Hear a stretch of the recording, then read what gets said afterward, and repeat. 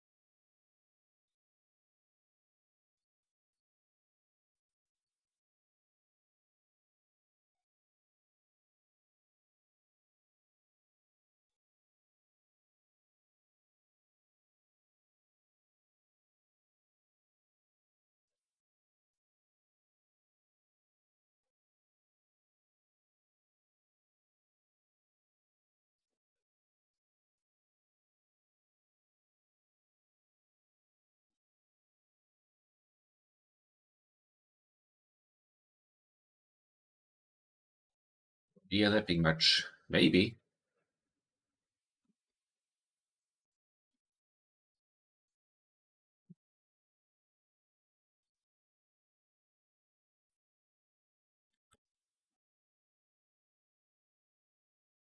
Ah, here we go. Civ draft. Thor is definitely a solid player. No question about it.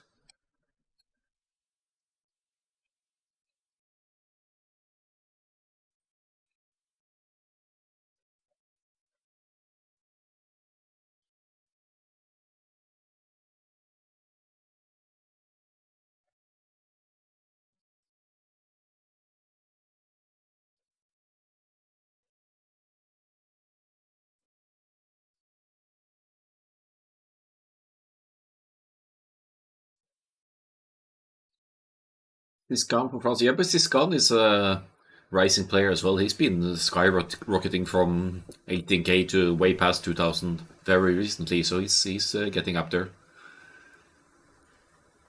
Tiesi Toma Gogo, maybe the most famous names. They're showing themselves in the top. Okay, back to the Sims here.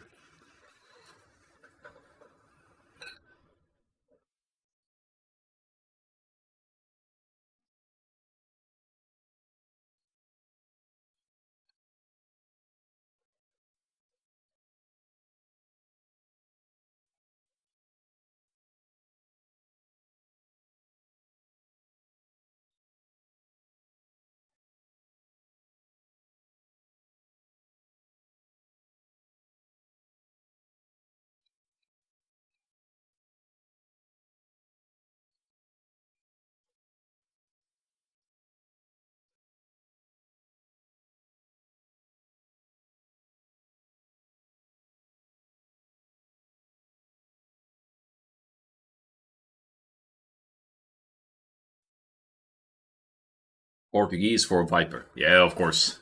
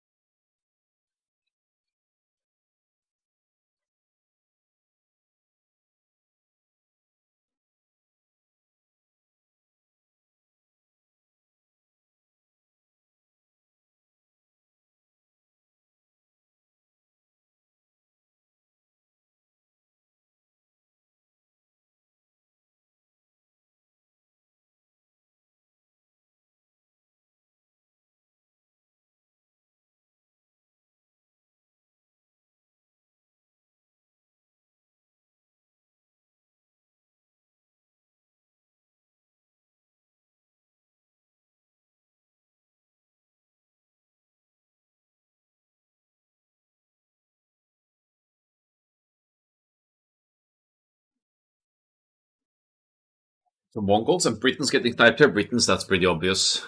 Especially since we got Arabia here. That's lucky for Norway because the time ran out and they had to, and then it designates a random map, right? And they really don't want to play team islands and stuff like that. So Arabia assigned by random for Norway here.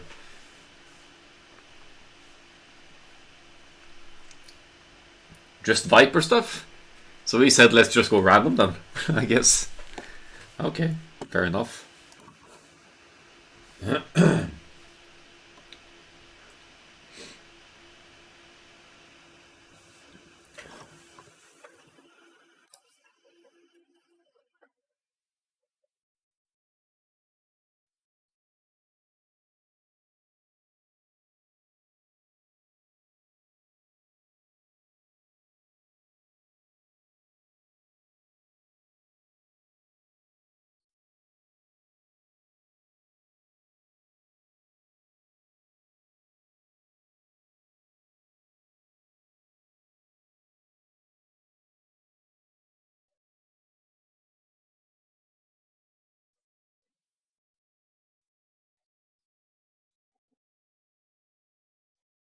Alright, back to the sim draft.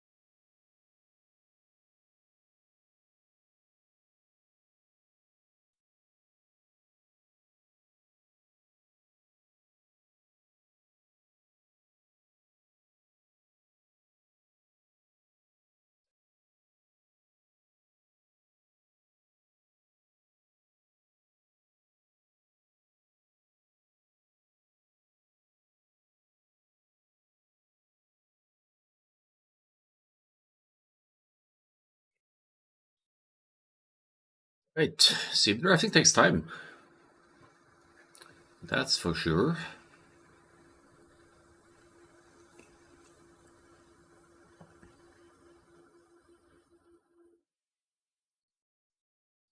Apps are Golden Lakes, Two Rivers, Black Forest, Arabia, Arena. Poles, typical arenas here. Portuguese could be as well, but there's Black Forest as well, and Bohemians, Poles, Portuguese could definitely come into play there. Spanish, probably for. Yeah, there's no Nomad, but Spanish for. Two Rivers, maybe.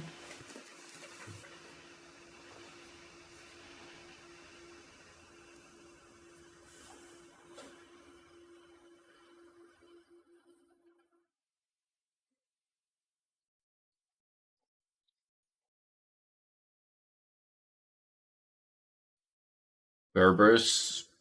I'm kind of thinking Golden Lakes there because of the openness of the map and the likelihood of some kind of mobility Cav Archer play. I don't really see any other. Yeah, Two Rivers could be Berbers as well. It's a hybrid map. Chinese first pick makes me a bit sad. Why? It's one of the best flank sibs.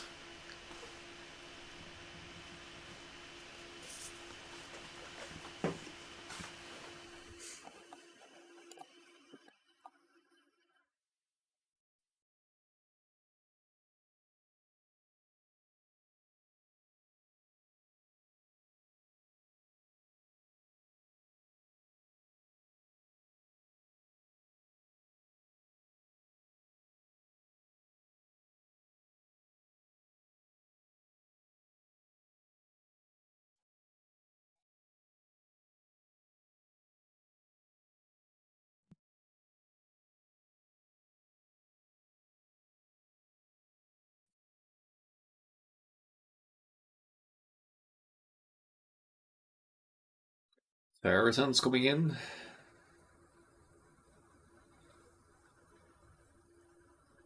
And Malay, that has to be for Two Rivers. I mean, it could be Arena as well, but.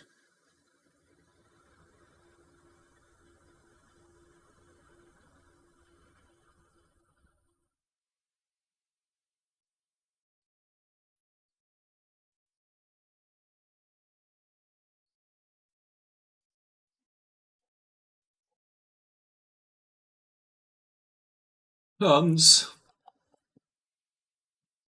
That has to be a Golden Lake Civ. It's like Four Lakes, but with a Golden Pit style middle, right? So that's that one. We can actually bring me back here as well. Here we go.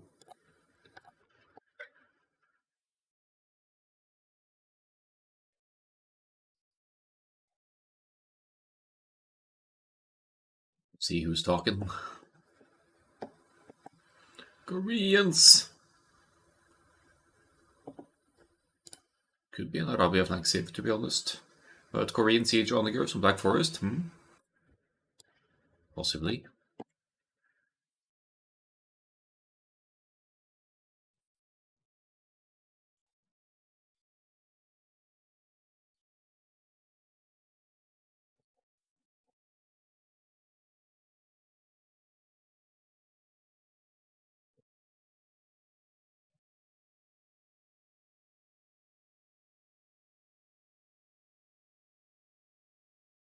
Here comes Vikings.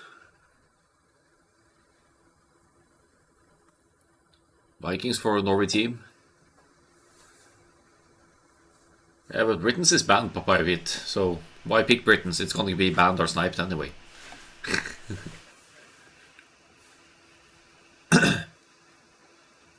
Could pick it so the others will have to spend the snipe on something else, though. That's true.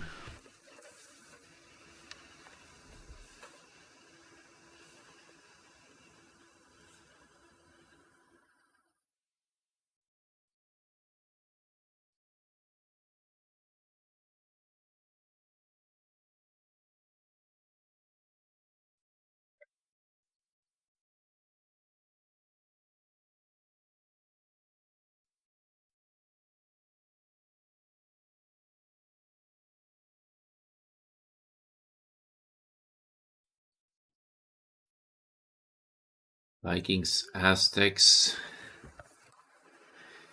Celts, Black Forest Civ has to be, Burgundians, Arena, possibly.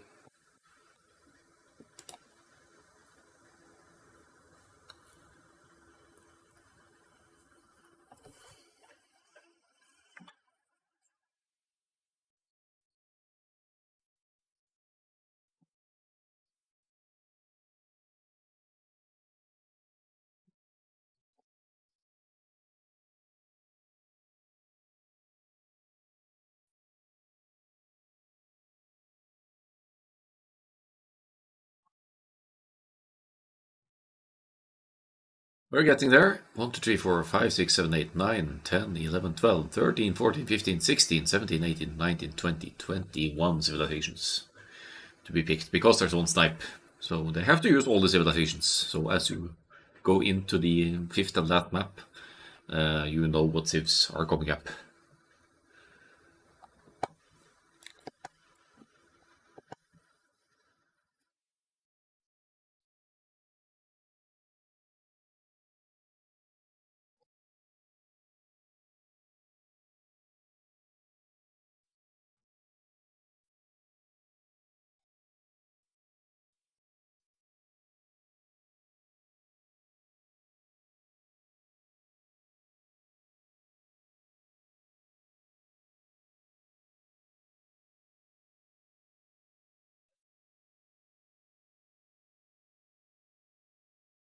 Incas! Where do Incas fit in here? Could be a flank sim for Arabia, or it could also be Golden Lakes because these meso sieves they need gold to be functioning to peak efficiency. Slavs for Norway. There's barely even enough sieves to pick here. Just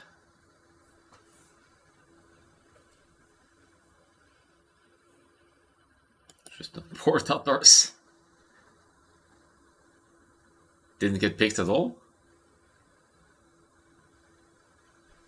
Huh. Interesting.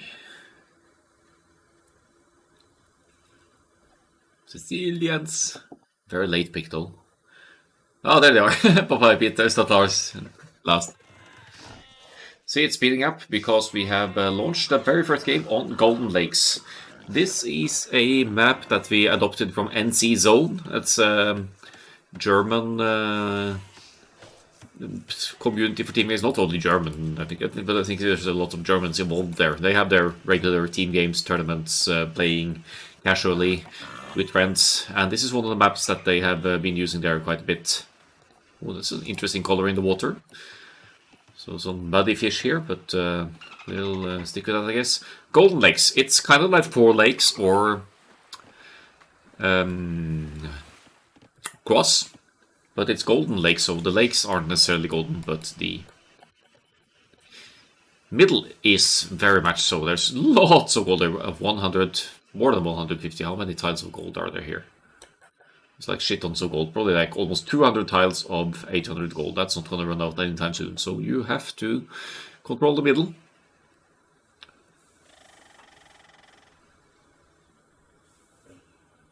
Whoa, whoa, says Pleb Jarrett. What about it? Where did this map come from?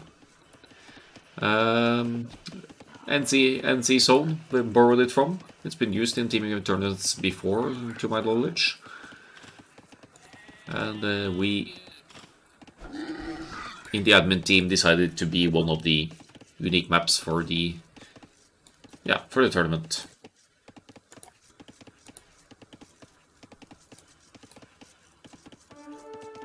Oh, a little bit of scouts running over here. Keller gets a hit in on Babarum and is also joined by MBL in the south here, probably to protect the unloomed docking villager and to deny docks of the others. This is a 4v4. Oh no, he missed it! He missed it. They have to know that there's something going on here though.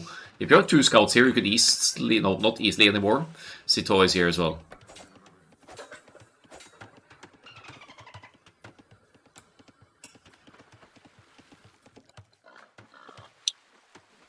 So we immediately have some scouts action here. MBL joins in with Keller here to fight C2 scout, but the villagers are fine. MBL doesn't even bother walling in. Ah, here we go. Yeah, he knows there are a couple of scouts over here, so he wants to be safe. Topside, Viper with the Portuguese is docked up north. He's going to be fighting against Margugu, who has the Incas over here. Looks like Sito is at risk of losing his scout here. He probably won't, but just for the sake of excitement, let's keep an eye on that one. MBL hoping to snipe an unloomed docking villager. You could technically hit through the palisades sometimes, couldn't you? So you might still actually be able to take that one, but it's probably not worth the risk. Pocket players, Buddy and Keller here, Berbers, Bulgarians, they've been docked in the backside here. Bulgarians could go Cav Archers, honestly, but probably going to play Castles, Krepos, Conics, if not Knight Cavalier with stirrups eventually. And yeah, Keller with the Berbers, that's a no-brainer. He's going to spam those Jeeper Knights and Camels. And if the need arises, maybe some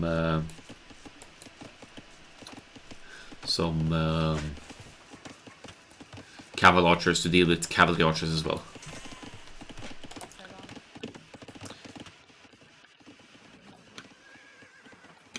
So Scouts quite active up north here, want to try and take out the shore fishing villagers, but that's not going to happen. Margugu about to drop a second dock by the looks of it. I mean, there's lots of fish here, as you can see. It's like 20, 40 something. No, not 20, 20. Yeah, there's some shore fish as well, so a little bit more. Uh-oh. Oh, the quick walls! Just Viper things, man.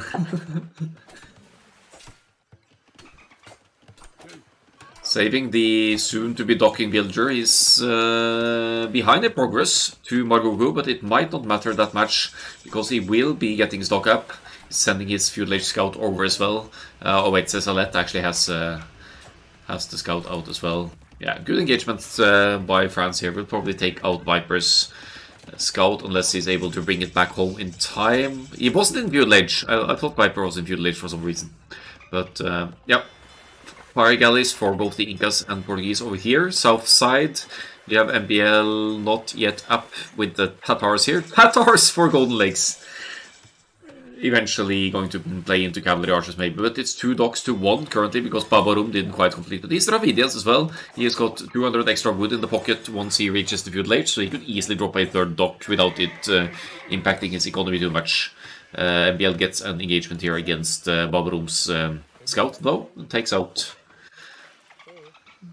the Blues scout, limiting Babarum's scouting options over here. 2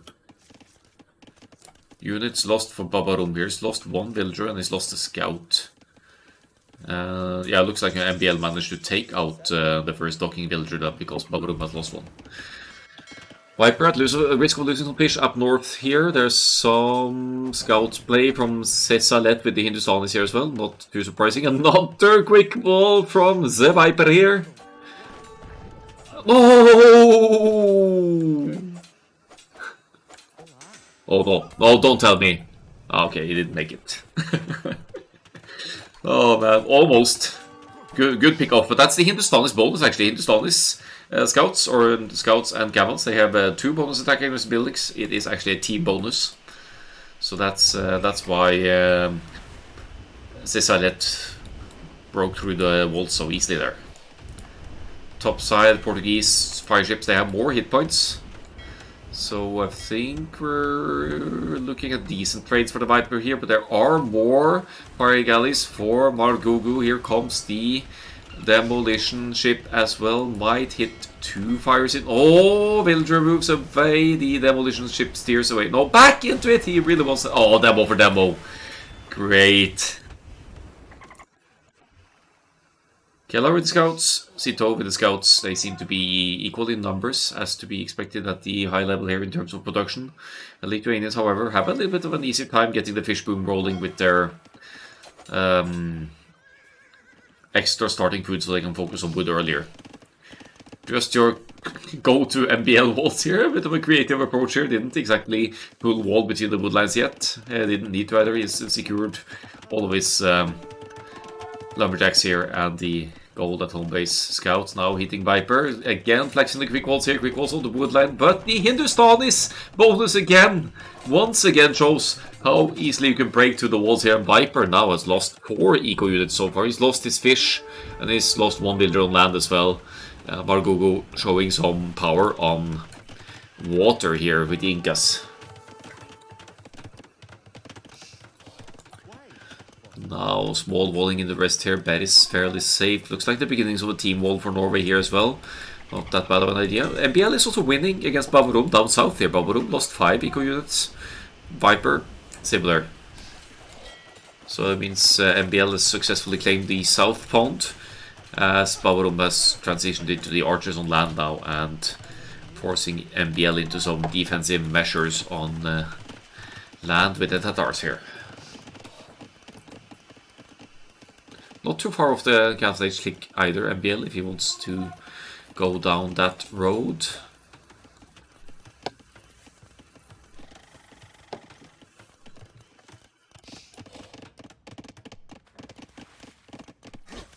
Where are Kellar scouts? They are... No, that's Buddy scouts. Where are Kellar scouts? He only has... Well, no. Come on, where's... Oh, sorry. Here's Kellar scouts. Almost feels like I'm colorblind today.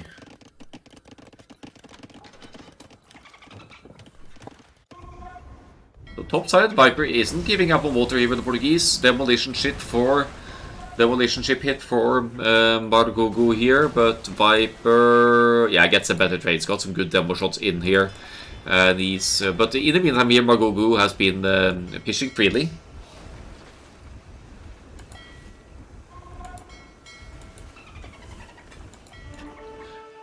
Now about to lose the fish as well. MBL's gold is safe, MBL's woodlands are semi-safe for the archers. But we see some scouts moving from the Cito in the home base of Buddy as well. And Buddy is he's been doubled up by scouts here now. And outnumbered, obviously, because of the 2 pocket players deciding to go for the Bulgarians over here. Why aren't they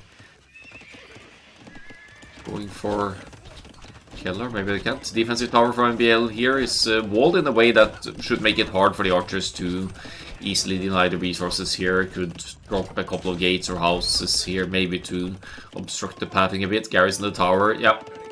Instant reaction from Bavarum there, moves out, and MBL with the Tatars archers here to try and engage against blue, but even the best micro would have MBL struggle to take out the armies here. Going to seek refuge next to the TC, so you can garrison and protect the archers that way as well.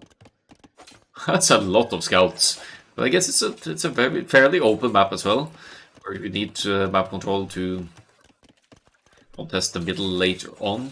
And what France A is doing here, they're really forcing Norway A to commit more to the pocket armies as well. However, MBL is going to the Castle Age here with the Tatars. I don't know if he wants to transition to cow archers, probably.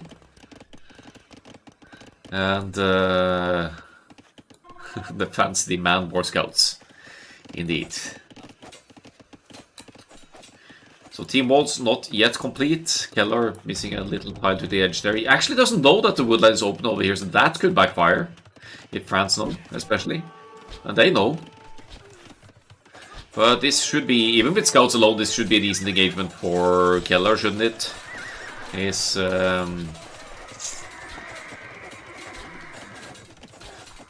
cleaning up basically here. Top side, Viper has 1 water. South side, BL has 1 water.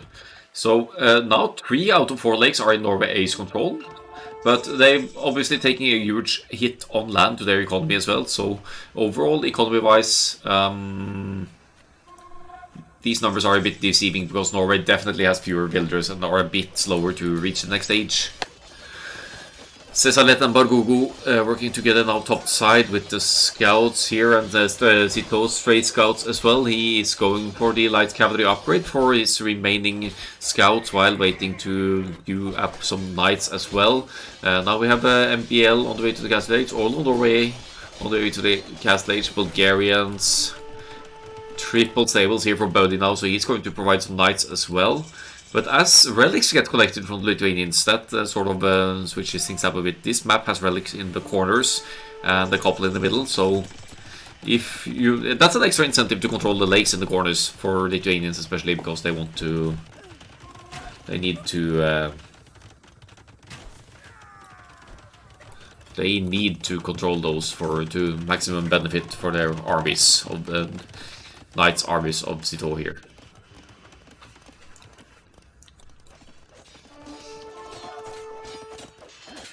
So it looks like Buddy does not go for the light cav upgrade over here. He is committing to knights instead, but he once again finds himself in the 2 versus 1, almost a 3 versus 1 borderline scenario here. As Zito dives in with for the raids with the light cav, and he's queued a few knights, and will be joining Babarum down south, as MBL is still committed to the crossbows. No cavalry archer switch just yet. You need a huge group of cavalry archers to benefit that. Margogo has managed to reclaim the top side as well, because Viper has been forced to focus on land defense here. So great team coordination, team efforts from Team France here, especially with the mobility to sometimes send the scouts over to the other pocket, or even all the way over to the Viper side from the armies here to get better trades, military numbers wise. Norway way behind the economy now. They have fewer town centers on land. They've lost the fish up north again. I thought Viper had secured that somehow, but they didn't manage to take out the docks in time, it seems. So, and obviously it needs to focus on lands. The walls still not fully completed on land here. Military situation is worrying here as well, with Norwegian eyes here looking at France A with triple the military of Norway now, and once again raiding Buddy at home base here. He's a member of Cloud Legion, so he might be more of a closed map player, this guy, but he's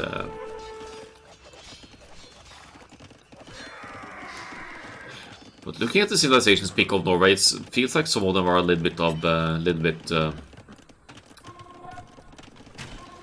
off picks as well, with the Tatars and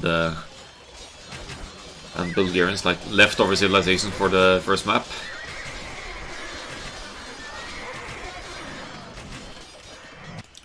Barely any attempt to take the middle yet. Let's have a look at the relics. Okay, first one being brought in by Zito over here is going to get the other one easily as well.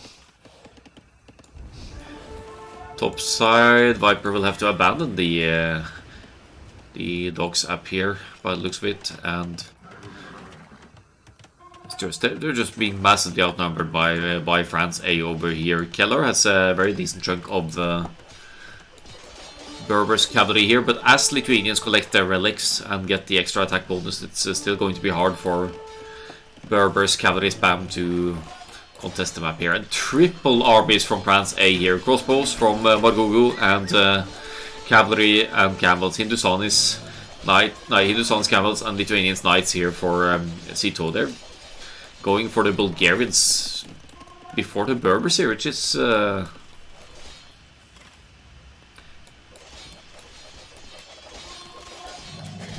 maybe they just know that they have the numbers domination by now, and they want to take out one pocket before moving on to the next one. But he tries to scramble to stay alive here. Viper forced into a defensive castle up north as well. Tried at this location first. That's not quite going to play out. This doesn't look too good for Norway A. We might have a short first game on our hands here, and some substitutes coming in for France. See, the fish is becoming more and more, more and more inefficient, as well as the ships need to travel further. Norway A trying to contest or someone in the middle map here as well. But that's going to be that's unprotected TC building here. MBL going in for another TC in the middle here as well. But you're going to need castles in the middle to claim this as well. And Buddy is down to 21 builders now. He needs to move away and relocate. He might even get to the point of defeat here if this keeps up. But it looks like France A are happy with the damage they've done to Buddy at this point. They'll move on to Keller for another 3 versus 1 situation here, because Buddy has been set back so far that he can't really produce any army to help here, and Keller is left on his own unless MBL joins in there, and MBL looks to be pushing the crossbows back here. He does move forward to push Bavarom as well, but here's Keller, but Keller might need to move his armies back home now because he's subject to massive attacks at home base here from Hindusani's camels and Margogo's crossbows here, and that's the other flank, mind you. That's Margogo. He's way up north here. He should be hitting other players, but they don't seem to care too much at the Viper and the Portuguese here. They want the pockets out of position and take Norway's mobility out of the equation here.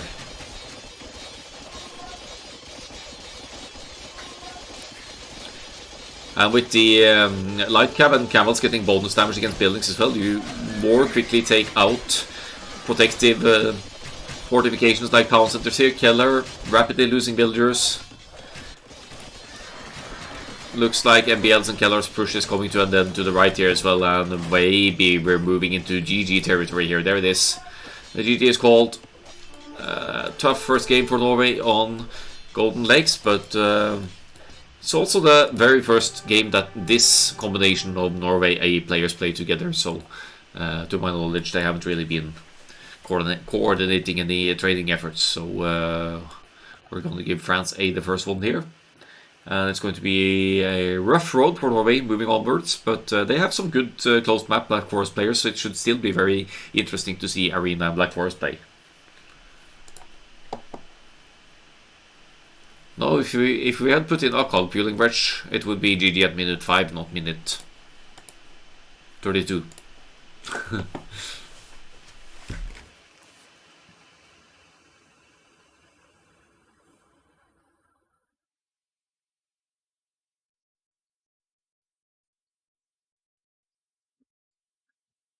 Just a quick browse through the stats here before we're moving on to the next one. MBL with the highest KD actually, so he did some work.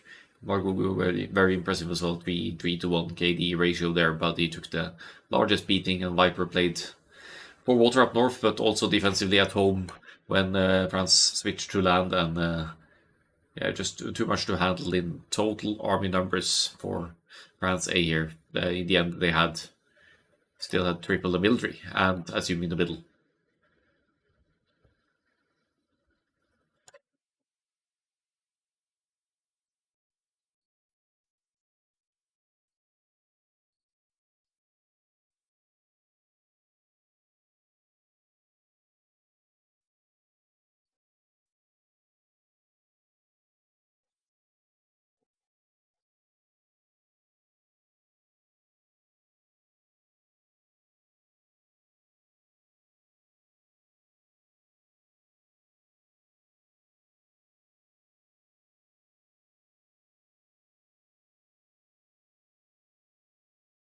Yes, here we go. Speeding up to catch up here. Okay.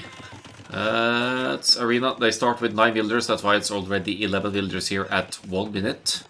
So that speeds up the start for these closed maps. It's something we're testing out before deciding what to use in the main stage of the tournament. We're testing both 3-wheel and 9 builders start. Let's have a look at the civilizations here. Bavarom with the Italians flank here. He has a cheaper HAP. He is ridiculously close to Buddy here, so I don't necessarily know who that favors here. Buddy, maybe we'll pull off some fancy Poles strategy here, since he's a member of Clown Legion after all.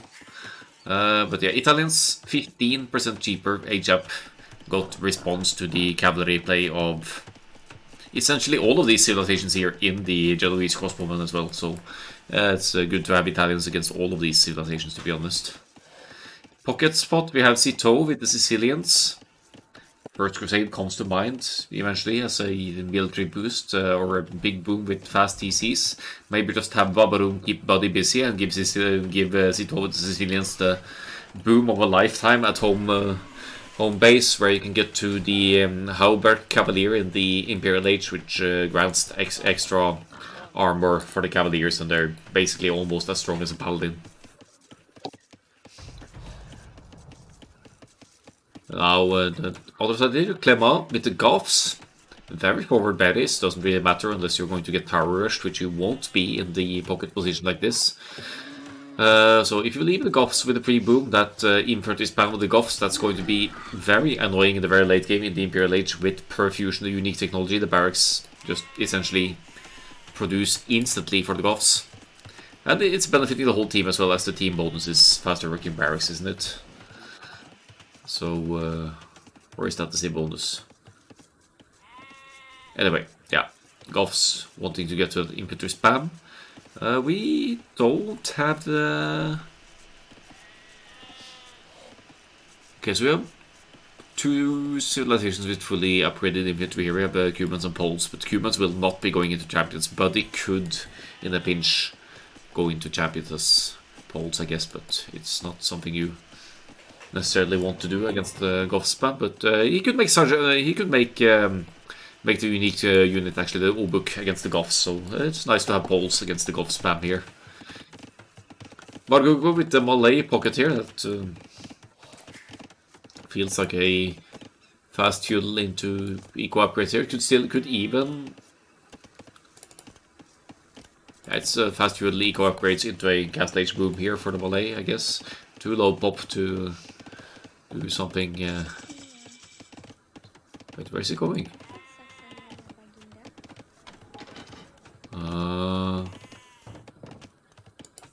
Malay Towers, by the looks of it. So he's not up yet, he's going to be up very soon. But tower rushing on the 9 builder start. Is that gonna work? Keller moves out, he's gonna see the feudal age for the Malay here. He's going to assume, possibly, some kind of fast eco upgrades style play here. But now he's up. And this is the builders, there's the tower. This should be a problem. Keller could just wall this off with houses and keep the trash out. He is fighting with a Dark Age Scout against a Feudal Age Scout, so that's suicide unless he gets help here. I mean, MBL is coming over with the Camel Scout, but Keller is going to lose his own Scout in the meantime. That tower goes up. Keller, not quite up to the Feudal Age yet, will have to palisade wall this out. However, Margugu will need to break through the walls here with the villagers to succeed here. He is starting it. Keller is 30 seconds away, so he's going to struggle a bit to get that defensive tower up in time. Almost sniping the barracks foundation there from Keller. Bargugu as well. Playing towers and archers, and with no eco upgrades whatsoever behind this. South side we have the same thing from Buddy, but honestly, the tower rush is more efficient in the poles. You have regenerating villagers who generate gold from stone mining, so it's easier to produce archers even if you're only on if you're only on stone with the poles here. He's got one on gold. One on gold and none on stone. What the hell is going on? Is it a fake brush from Buddy here? He's sending 5 builders forward. And top side, the barracks is up. Blacksmith for Keller. Blacksmith range. May or may not make some defensive skirmishers here. Or he's going to make archers of his own. He is the Koreans, so he gets the armor upgrade instantly here anyway. As the second tower now will be popping up for Margugu here. Let's see the south side. Buddy isn't accomplishing anything against Babarum here. Other than forcing some front houses and walls here from Babarum. Is not making any damage. He's definitely buying time for the Viper to get that feudal 2 TC boom with the Cumans rolling here. So 15 seconds idle least time only for Viper here with the double town centers. So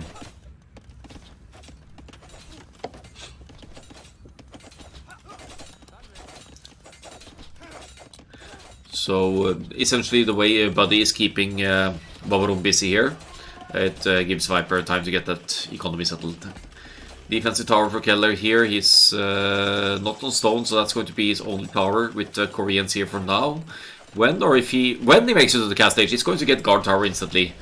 So if he has the back stone as well, so if he goes to stone and gets another tower up, he should be safe from the tower's archer's aggression here, because he gets guard tower instantly. And BL is here in the cast stage with the Gujaras as well, so he's going to be a good teammate and help out here with one defensive mangonel to keep the archers and towers from moving further in. And at the minimum cost for MBL here is already in the cast stage. Once he's able to afford it, he's going to drop more town centers here. And I don't know what the monastery is about here, but it's just the way it goes. Decent chunk of pulse archers here. Now on stone here for Buddy. He's dropping some farms as well. He's only with 13 seconds of idle this time. Look at the pocket booms from the Goths and the Sicilians here low. Ooh. So Buddy isn't able to make any damage on Bavarum finally, but he has sort of forced Bavarum to spend a little bit more wood in the forward defensive buildings here and to react. Didn't invest into any army here. Bavarum is going into a second TC as well, but now he's going to move on to try and hit Citeaux and force Citeaux to react here. I'm not sure how much that is going to do here. Citeaux, he has invested into 4 PCs now, so he's not going to be able to drop a siege workshop defensively immediately here. Enter the scouts. The cavalry is out on the... Wait. There is no cavalry, because both the pockets are just plain booming here for France. And if they are able to get away with it, they will have a massive economic lead as the game goes on. But currently, Norway is sitting at a better builders number. However, we have Kellers in the feudal age and... there's a Keller, I meant Buddy is still in the feudal age. And Viper now on the way. So Buddy forces a defensive siege workshop from Citeaux here. So that's already an investment that does delay Citeaux's boom minimally here. It's on stone, so he's easily going to be able to get a castle up defensively here as is needed. Topside MBL with sort of a monk siege push here. Able to get a hit in on Bargugu's armies here as well. The armored elephant up front here, joined by Keller's Korean's crossbows as well. And remember, Keller didn't really take any damage from the initial Russian archers here, so now Bargugu with the Malay is far behind here. Armored elephants, they break through quickly. We have the mangonel here as well, preventing quick walls behind. This is bad news for the Malay players. Even with the faster Malay uptime here, it's not doing too pretty here. A defensive tower, but that should be dying very quickly to the armored elephants here. Good pressure from Norway here now. Can the pocket boom of the Goths and the Sicilians save the day here, though? I mean, Citeaux is on 4 TCs. He's all about to catch up with Vipers. Numbers here as Viper has invested into siege tower, instant cap trap here, and several stables pumping out the knights. Norway definitely applying some serious pressure here and taking out the TC almost before Bargugu made it to the cast stage here, but now Bargugu is left with no TC, so no TC, no idle TC, no problem by the looks of it. Defensive siege workshop, but does he have the wood to make siege weapons? He doesn't. And slinging, according to the rules, is allowed to sling a player 1 age below. So I'm not sure if Bargugu could receive sling here, but if they're all in the same age, maybe they could.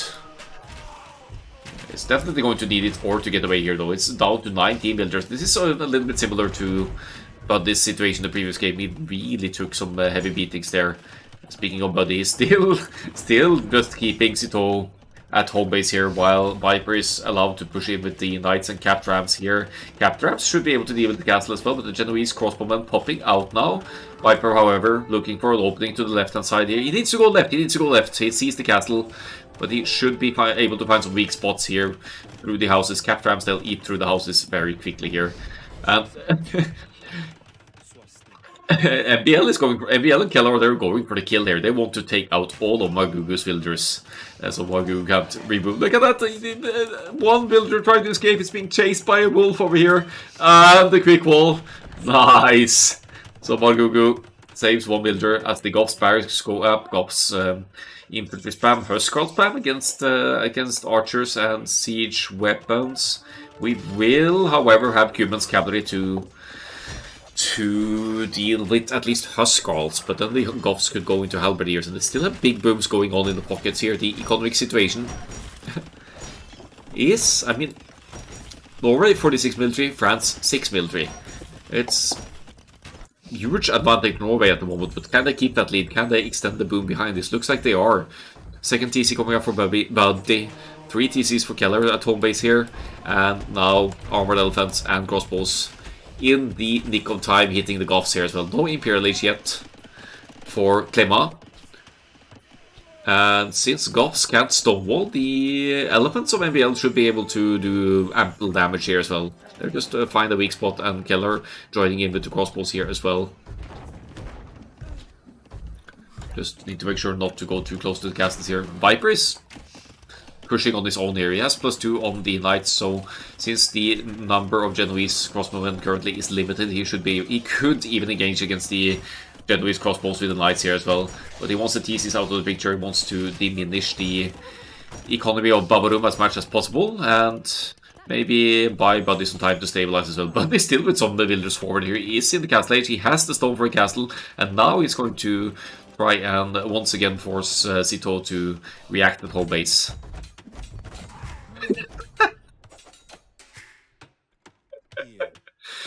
Oh, MPL trying to get the DC up in Bargugo's base here, but he's not going to be allowed too easily here. I don't think MPL cares that much about both villages at this point. He's just being plain annoying now. Goth's pocket. Honestly, perfect timing to hit the Goths at this point. They haven't clicked the Imperial Age yet. The boom is not full for the Goths. And having taken Bargugo completely out of the game, only 9 villagers now. The Goths player is next on the list here, and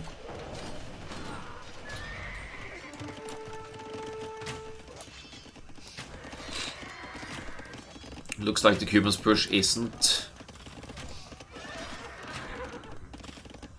completely taking Babarum out of the game here, but look at the resources here, food and gold. 44 villagers now, Viper at 92, Buddy at 47, so he's actually not with much more villagers than Babarum here, but yeah, that definitely crippled the eco quite a bit here. Now it's time to try and hit the Sicilians here as well, I think. But they've taken out one flank. They have seriously obstructed the Goths here as well. Huskarls are out. Viper joining in with some Knights here now. The Mangonels getting some hits in here as well. Can France recover from this? They have one player nearly defeated here.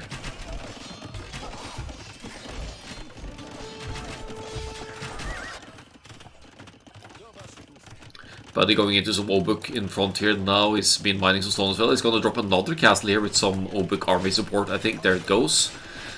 Castle dropping the Sicilians here. Does Citeaux have stone for a defensive castle or donjon? He doesn't really, but he's in Imperial Age, so he's going to trap these castles down.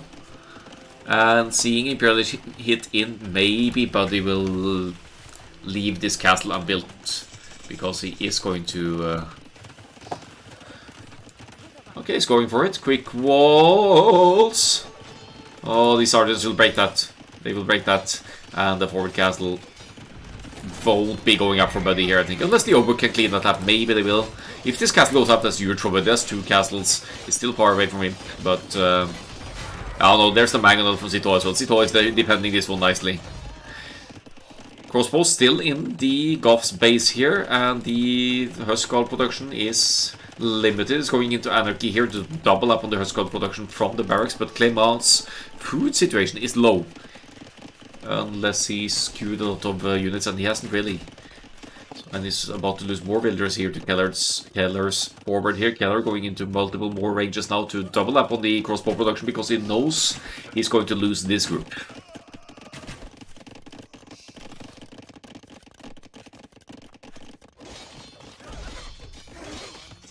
Buddy about to lose the forward castle at this point, but is committing to a 4th TC at home on the stone here, so he's going to get a defensive castle up at home maybe. Petards and Genoese here. Will Buddy see this? It's a... I don't think he can stop it.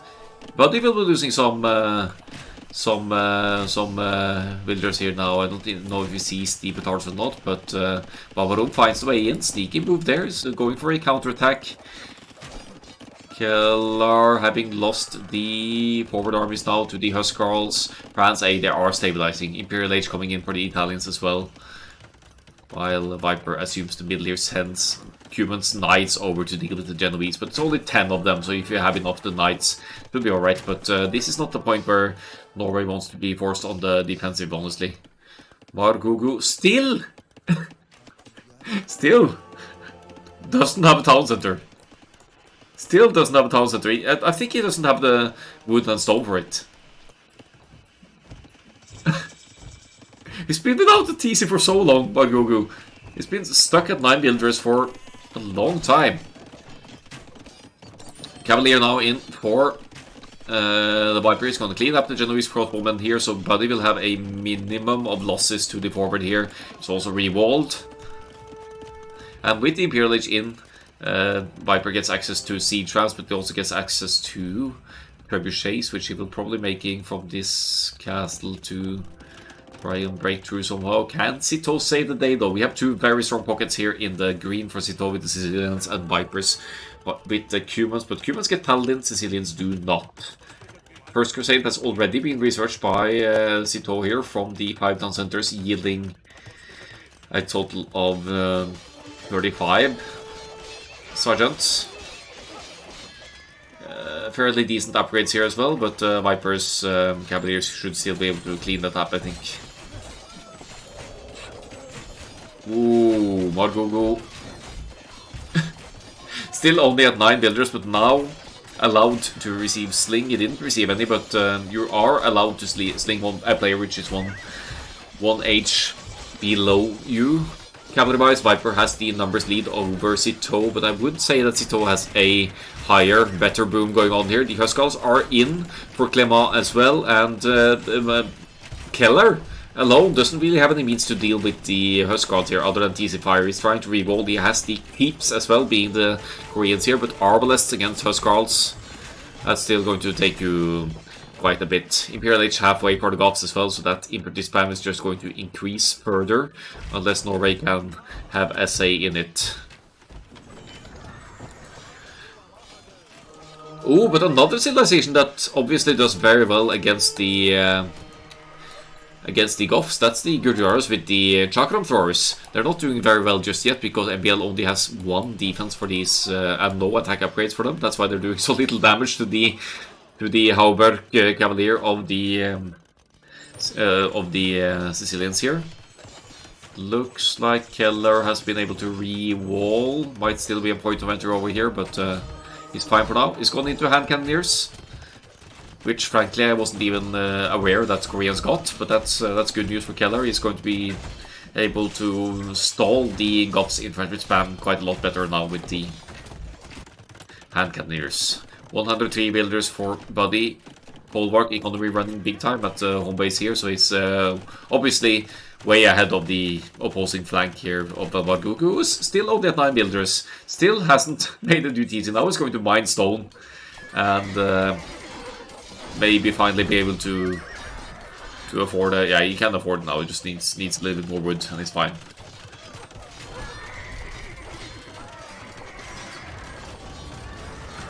Forward castle for Citeaux, protecting the Treb to take out Viper's base in the middle here. Might be forced to rebuild the production buildings back home, but Viper has a trebuchet out as well, and he has Chakram throwers to help defend the Treb. He still has the cavalry lead by far. Actually, in fact, the Sicilians have been forced into halberdiers. Goths and Sicilians halberdiers here now against the Lithuanians paladins, but with MBL's Chakram Throwers investment, the halberdiers are less dangerous as well. And we have hand cannoners up top and arbalists of Kellar as well. So I'm liking Norway a spot here. They have a massive economic lead, about 130 builders lead at least. Military numbers comparable, but France A forced into trash units, and finally a TC for Bagugu, but he has a lot of rebooming to do here. He's been at 9 builders for the last 20 minutes, last 15 minutes or so. So triple armies here, they're pushing for the Goths now. We really need some siege from Norway here as well though. But the Chakram Throwers, they have a ranged melee attack, so they can take out buildings deceivingly quickly. Looks like MBL has invested into armor first though, just to minimize the damage done when enemy melee units get close. It looks like Viper might lose the castle in the middle here, but it's also diving in with paladins to try and take out the pushing Krebs here. Citeaux has lost the castle, and the castle stays up for Viper. Still keeps the middle production safe here, and MBL drops another castle to double up on the Chakram Thrower production. I think we need Obuk from Elite Obuk from Buddy here, and that's what it's making.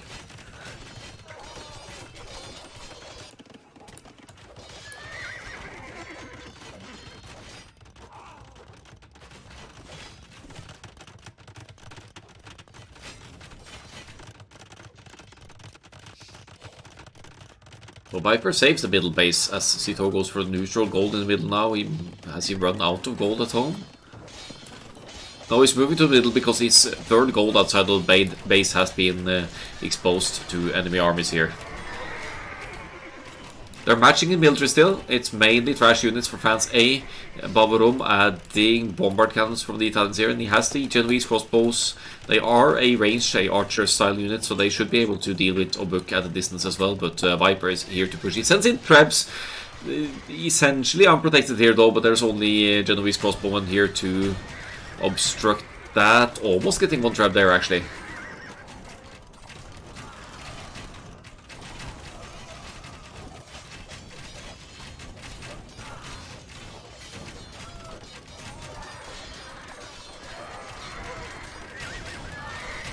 Yeah, still the paladin commitment from Viper here is diving into some Sicilian halberdiers, but they're not nearly in the numbers needed here.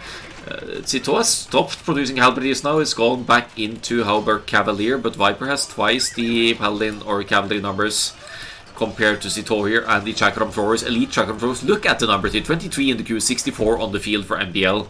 And he's both left and right here. MBL is pushing on both sides. He's helping out Keller a bit here. And as you can see, the Huskal dying to only 4 elite Chakram Throwers here. They have full upgrades as well, by the looks of it.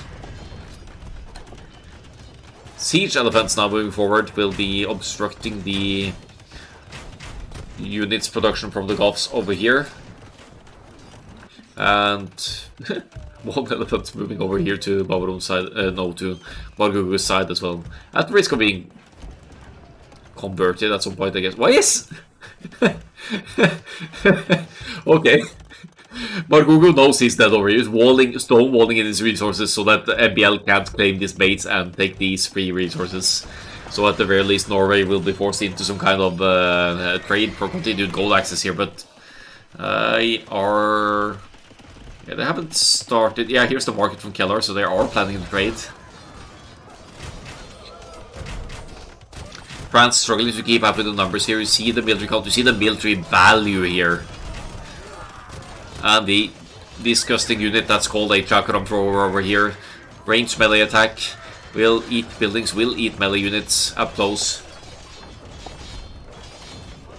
Will maybe even eat Genoese crossbowmen here if they are allowed to get close enough.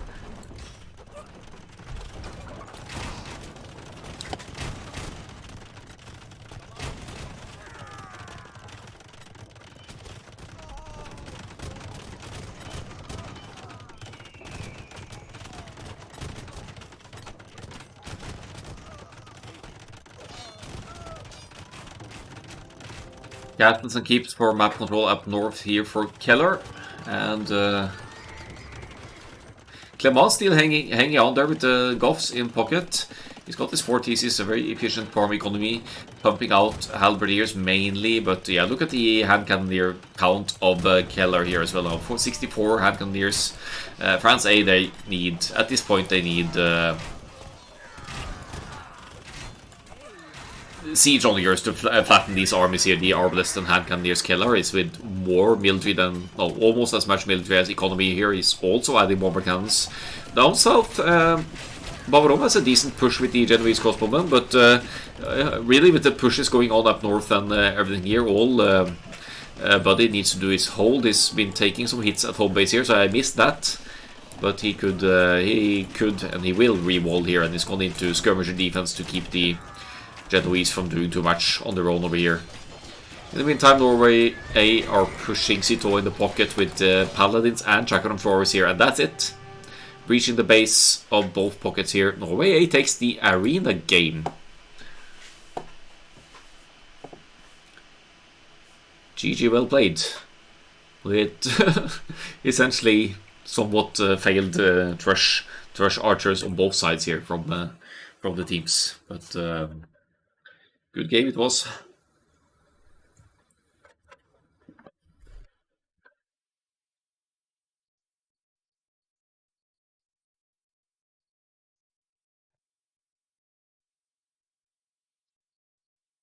We'll browse through the stats and see Margugu not having the best day here. Was down to 9 builders for a long time at home base there, not able to reboom back into the game with the pressure going on. Great. Well executed by Norway here, taking the second game on arena. Not the 9 builder start. Clement with Goss with a defensive, or no, negative KD is what I wanted to say, as you often see with the Goths and NBL with the ridiculous elite chakra and Taurus. Siege Monk-ish push together with Keller and the Koreans here, yeah. Massive economic lead for Norway with 1 player, essentially a forward 3 for most of the game here. Fast uptime because of the 9 builder start, and Margugu never making it past 35 builders. France A versus Norway, now playing on the DE Arabia, not the Nations Cup Arabia, but we'll get to that, of course. Address that issue later on. It's about having the map mod installed, I think. So this a bit more unpredictable map generation, I guess, since the version, the hills, you know, could be very unevenly spawning for the players. Well, let's just have a look around and have a little chat about this. We have Margugu here with the Mayans on the flank. Very standard flank civilization for Arabia. Mayans, longer lasting economy and cheaper archers line units make them a prime pick for Arabia flank play. In the pocket we have Clement with the Magyars. He's going to play the scouts from pocket position, of course, and transition that into Knights, Cavaliers and Paladins later on as the game moves on. A nice wallable base being between the woodlines here for Clement. So it looks like that the wood line disposition is decent for most of the players. Gold positioning, leading a little bit more forward for France, but all in all maybe not the fairly balanced map generation here. At first glance anyway, we'll get back into that. Oh!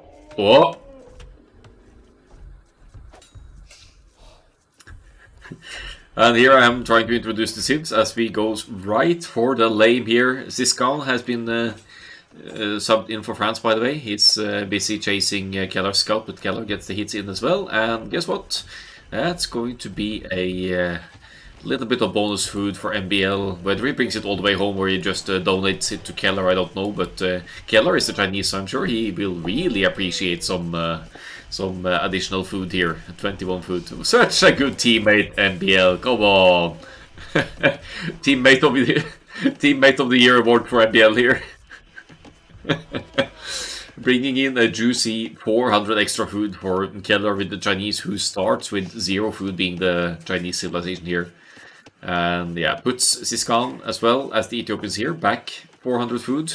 And he's being aided by Sito as well. Having lost the elephant, is getting some help from Sito, with Sito using the scout cavalry to push in Ostrich for him to compensate for the loss of the boar and not to upset the early economy that much.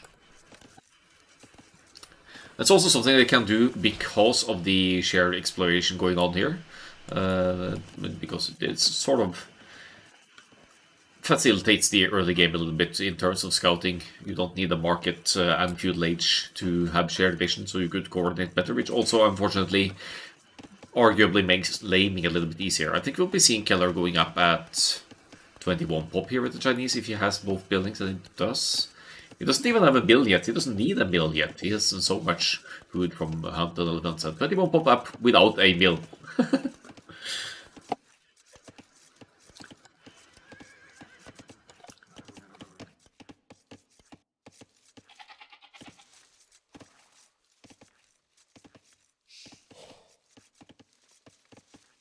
Right, so there's MBL also pushing in his own hunt.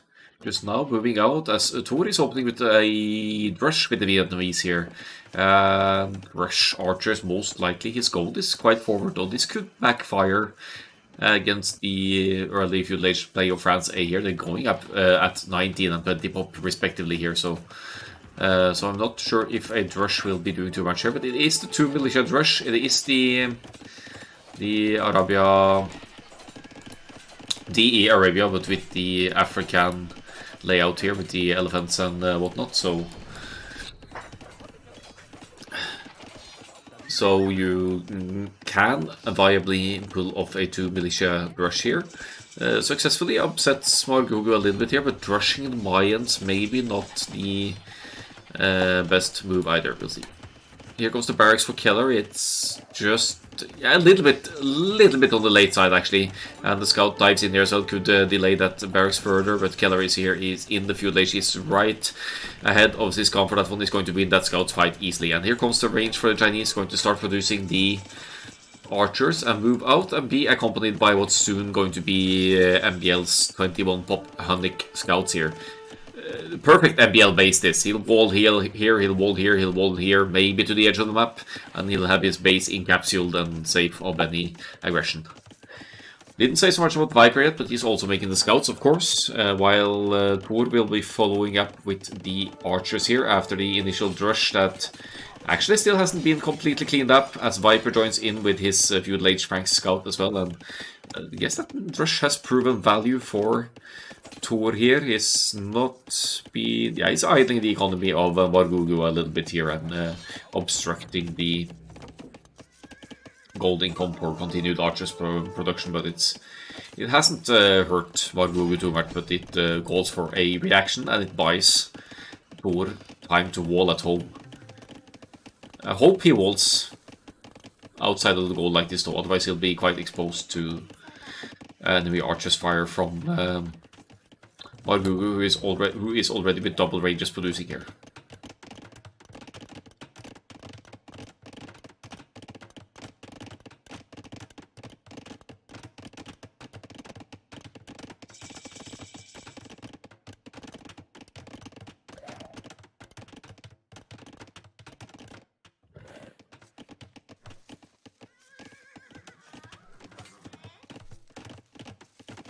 Scout's count looks ahead for Sito. Sito did go up at an earlier population here. I think he did 19 pop, if I remember correctly.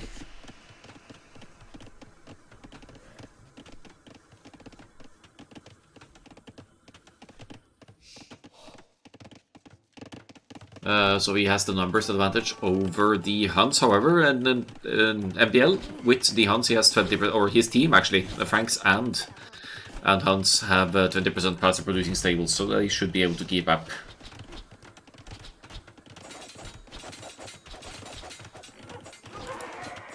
Decent engagement for Viper here, to be expected as well. He's up against Magyars, but he does have that HP advantage on the Franks. If we compare these, it's a slight HP lead.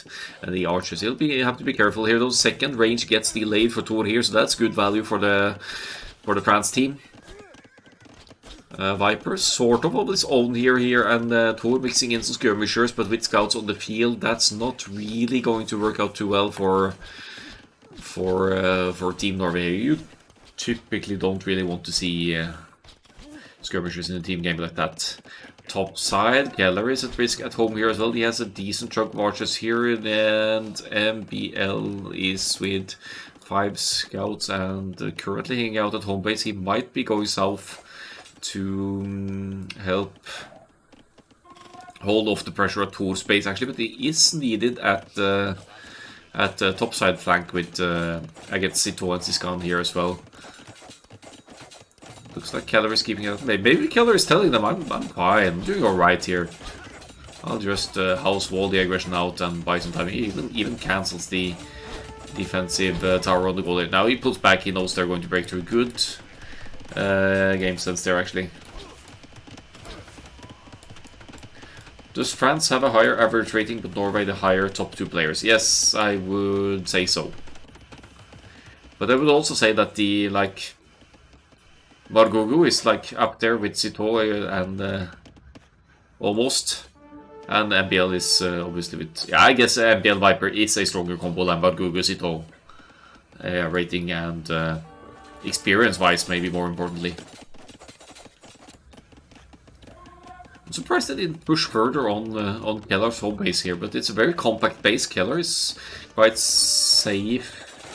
Once he gets the rewalling back up and he's done, so...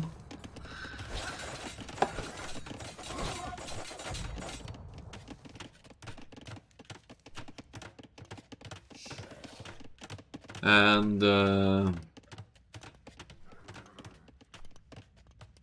well, what France A are doing, they're definitely forcing Norway A on the defensive. Overall military situation is behind for Norway. Has to be questioned Thor's choice of a rush opening here. He's lost a couple of villagers at home base as well, but all in all, Norway A are in a comparable eco situation. Siskan is in 1v1 and I don't know what Clément, but probably Clément as well, but Siskan is definitely higher rated than Thor and Buddy, who played the previous game. He's been climbing and grinding a lot lately.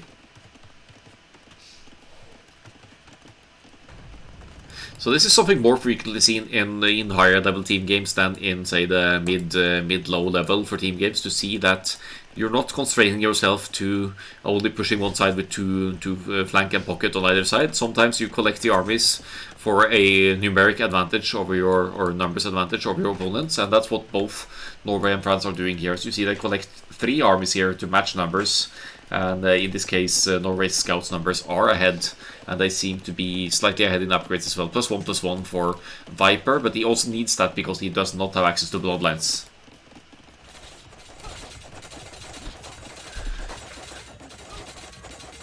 So Keller, once again forced on the defensive side here, is going to be subject to a 3 versus 1 here. And I don't think he can keep the scouts. Actually, they pulled back out. Maybe France want to trade armies instead. Keller has the definitive numbers advantage in terms of archer numbers here. Well, not sure what Thor's armies have been doing over here, but maybe they've been defending against France armies in Viper's base as well.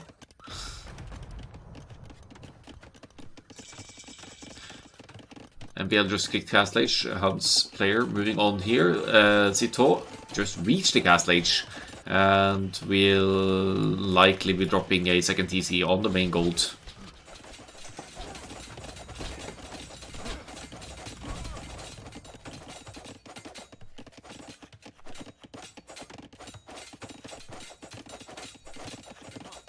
Definitely France A on the offensive. They are up earlier to the gas stage, which is probably why the villager number is a bit deceiving here as well.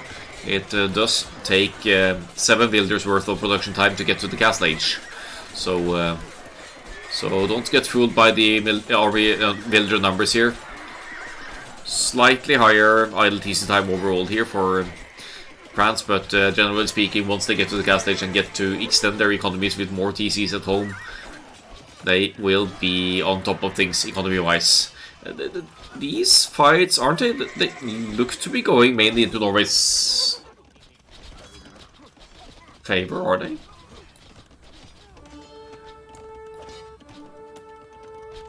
Or maybe not. Still quite a bit of France scouts and archers here. Third TC on the way for Cito as well. Just completed the one on the main gold.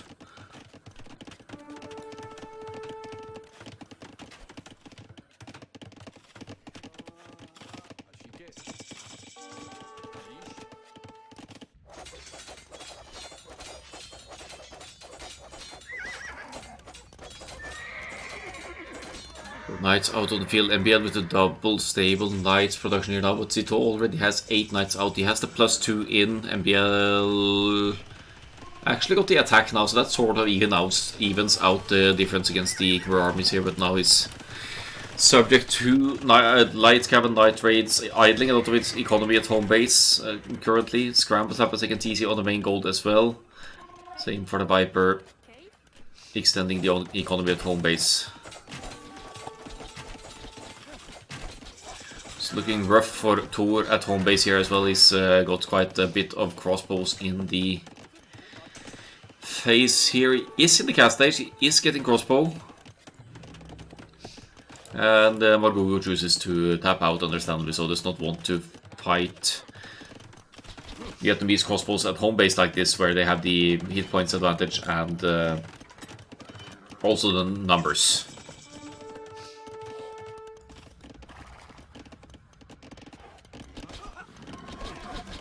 Same situation up at Keller here. He just reached the cast stage. He's getting surrounded by Siskan. By Siskan and Zito here, and the crossbow Balkan upgrade, isn't it? He has some cover fire from the TC, some archers inside as well to provide extra fire. But this is even if France loses most of the armies here, this is a great trade for France. They are able to idle a lot of Keller's economy and take out villagers, and more importantly crossbow mass as well. This is about to snowball out of control for Norway here. They're down 40 military, quite similar to the Golden Lakes game we saw as the first game, where France dominated with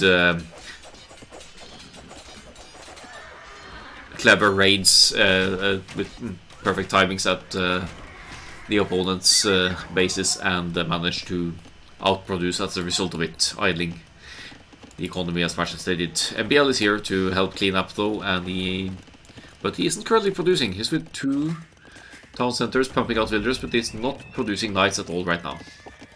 Neither is Cito, so they're more in the process of booming here, both on 2 town centers production, even though Cito has 3 now. He's researching wheelbarrow, that's why he only has 2 villagers. Villagers producing. He's knocking on the door of MBL, and I think that palisade gate goes down before MBL can re-wall, unless he sends a farmer over here to drop a stone gate or something to delay this aggression. Blue crossbow mass here from Siskan as well. Huge pressure here now, and Keller will once again need to move over, but he's massively outnumbered, isn't he? He has 4 rangers producing, but he's only got 18 crossbows, and this is such a huge mass of France's armies. Clément joining in here as well, the other pocket, to match the numbers that Viper is bringing into the field. And once again we have 3 armies trading over here, while Thor and Margogo are fighting sort of 1v1. Good defense from Thor, I'd say. He's lost 5 villagers, yes, but he's also not allowed them to break through again here to further obstruct the economy.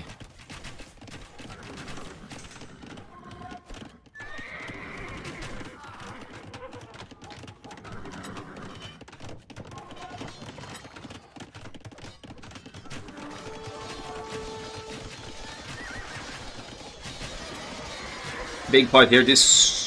I was going to say this should be France's fight, but looking at the HP and numbers here, it's going to come down a little bit to micro as well. Viper getting semis around on the crossbows. Siskan about to lose a lot of these Ethiopians' crossbows. They do fire faster. They're about to find a hill over here, but Viper He dives in, he risks a lot of Knights numbers here. 4 stables for Citeaux, 2 or 3 stables for Viper. Better production, better Knights number, better pocket numbers overall in cavalry from Viper and NBL here. Maybe they'll be able to turn things around here, but France break through at Viper's base as well. Now they are going in for the raids here, and the Knights numbers are not quite there yet to engage this group of crossbows on their own. We would ideally need some mangonel fire here. This is going to be huge economic losses for the Viper here. And as you can see from the villager count here now, France are about 40-50 villagers ahead. So they're going to escalate that lead rapidly with the raids on Viper space. You know, they are risking a lot of their armies to do so.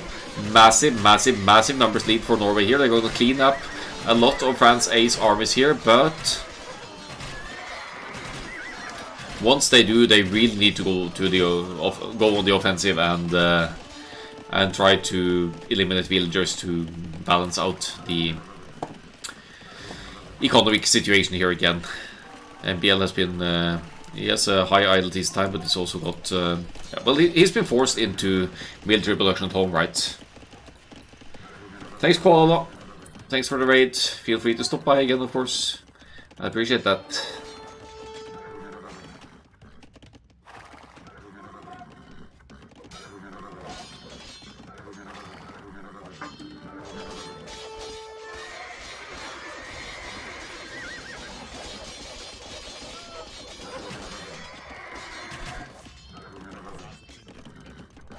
But once again, the numbers advantage for France A here. MBL essentially fighting 1 vs 3, but Keller has gone for the raids. He's going to go for Siskan's home base here. It's a huge chunk of crossbows, and Siskan's armies, they are somewhere else, aren't they? Or are they in the ranges here? Yeah, they're mostly over here. That's 20 of the crossbows over here. It doesn't really have enough to defend at home, and Citeaux will need to dive in here and try to deal with Kellar's masses, but it's collecting the crossbows again here now, not allowing the cavalry numbers to get any hits in, trying to buy some time here for Siskan to join in with the crossbow reinforcements. Forward siege here for Kellar as well, so he is pushing back now with the Chinese. He's doing exactly what he should to get some raids in and try to yeah, stabilize the huge economic difference that is the case between Norway and France right now.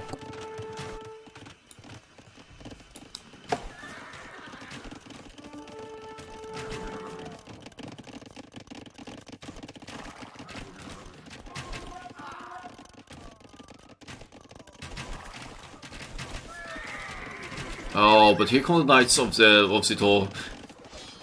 At least he's forced on the defensive now. Viper and NBL with a collected about 50 Knights here now. Citeaux somehow managing to find himself way to the Imperial Age here. So he's now going to get plate guarding armor and Cavalier for his Knights. That certainly switches things up here as the only player going Imperial Age here is Thor. He's hoping for an early Arbalest Bracer advantage here, but he's also massively outnumbered at home base here now. It's open in this area. He's also, yeah, he's with 2 TCs now, but it's obviously massively behind the Mayans with 93 villagers and 59 military here, so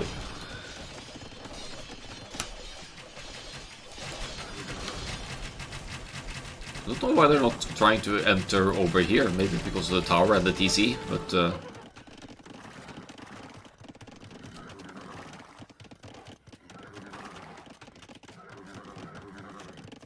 alright, I guess they're okay with the situation here.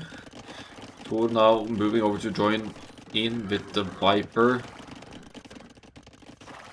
But they are okay, I guess that's the Vietnamese hit points bonus, giving them an edge there in the numbers and strength. A couple of Khmer Cavalier in the middle here. Both pockets of Norway still in the cast age, whereas France A also has the Magyars player now heading for the Imperial Age. So we'll have 2 pockets for Norway fighting with cast age cavalry against Imperial Age cavalry of France, and the numbers, however, well ahead for the Viper and the NBL in terms of total Knights cavalry count, so that could be of significance if they end up going in for a run-in. Siskan moving out here is going to be intercepted by NBL. NBL could be looking at a surround here on that group. That's... oh, what if he paps there on? Oh, He's going for it. He's going to get them from both directions here. Yellow joining in with the crossbows as well. There's the Imperial Age for Thor. Immediate arbalest there, so the economy supports that. However, no... Oh, there's Bracer. Okay, yeah, our Bracer coming in for Thor. Which should give him the good chance against the Mayans here, because Margogo is not up yet. He has a solid numbers advantage here, I would say. Imperial Age just kicked in for Clement, so honestly, Viper and Thor, they need to pick a fight here now if they can, but that beautiful defensive castle of the Mayans is also going to keep the aggression from doing too much. Viper and Thor, they need to pull back. They can't engage underneath the castle fire here, and with Imperial Age in, we are going to get Arbalest for the Mayans as well, and they produce Arbalists at a 30% discount as well, so it's much easier for the Mayans to keep massing armies. In fact, it's well, it's close to Pop Cup here, Margugu. Some small raids again here. Norway barely able to take out villagers at all this game. Couple of watchtowers for Margugu here, but this TC on the side gold is going down, so that does cripple gold access a little bit for the Mayans. Thor, being the Imperialist player, may need to try and get a castle up here, so it's not on stone yet. It's mainly mining gold, but for Norway A to really push in... Oh wait, why isn't there any? Why isn't our Bracer in yet? That's actually a little bit later for Margugu here, so that's could have been a potential good trade for Norway, but now they're surrounded by cavalry numbers, and again France are assuming a numbers lead over here. Couple of stray units from Citeaux spotting the third gold being taken by Viper there. That's a potential TC spot for the Franks as well. Another forward castle, and the Mayans player could also start producing trebuchets or other kinds of siege weapons here to further push Thor. Not looking too good on Thor and Viper's side over here, and NBL still in the castle age as well, pumping out of 3 stables with the Huns here. It is more cavalry for Norway, but it's stronger cavalry for France A now with the progression that they're having. Keller is in Imp, but he's not been able to go into Arbalest yet. Let's have a look at his resources. Not able to afford Arbalest yet. You woke up now, just for fun? Must have been some nap. That's what drugs can do to you, you know? Medical drugs, that is. Yeah, it's been a good set so far. 30 game on the way. Frank's castle coming up for Viper. Third forward castle for the Mayans. We might even see some plumed archers coming in here in a while. There's some elite skirmishers mixed in, because why not? Most of the cavalry will be busy otherwise here. Blue Arbalest for Siskan pushing. The third game goes to France A. They're just never letting go of the pressure here. Norway, as you can see from the Eco KD here, Keller did get a little bit of raids in on the Ethiopian space, but then Citeaux dived in with his cavalry reinforcements and managed to clean it up eventually, or chase Keller away, and as a result, Norway not really able to push the economy of the French team, which again snowballs it out of control, giving France the eco and military lead.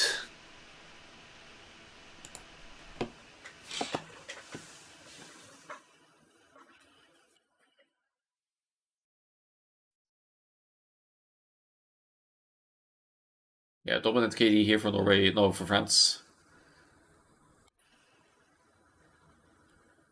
Also, as the uptimes will show, faster, smoother castle age timings for Norway.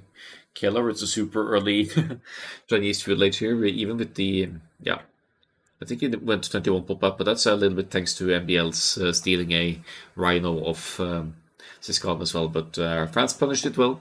They didn't allow the laming Norway team take the win here.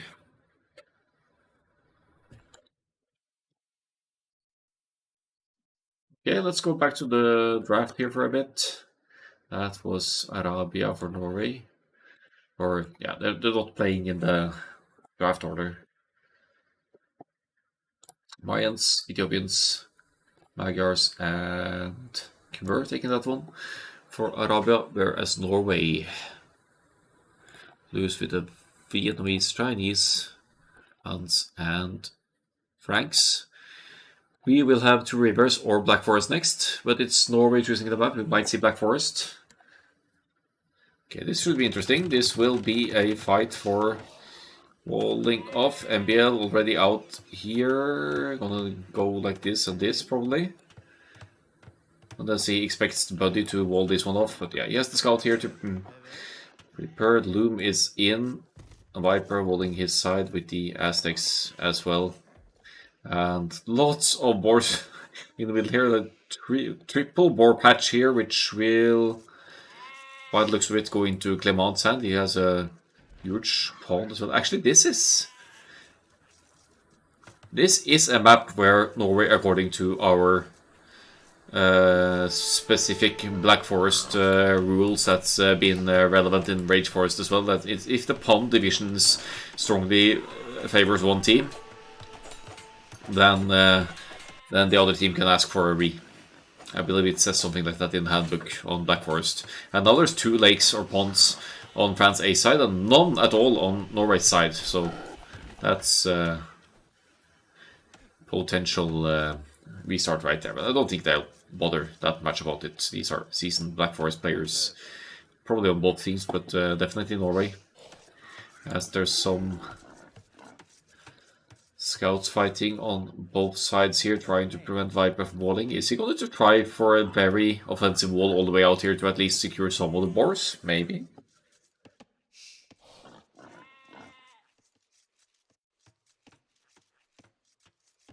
At least I have one triple boar patch to benefit from over here. So MBL is wall off. Secured one, crossing here. Could have, of course, tried to wall this section as well, but that's too ambitious for the very early game. So there's another huge boar patch in the middle here. I don't think either of the teams will try to benefit from that, but we'll see. Very offensive walling from Viper with the Aztecs over here, actually. Wonder if we're going to see a triple or sextuple boar lure here from any player. Oh, Viper is all the way over here. Isn't the walling builder over to lame one of France's boars here? So he's setting Clement's opening a little bit back here.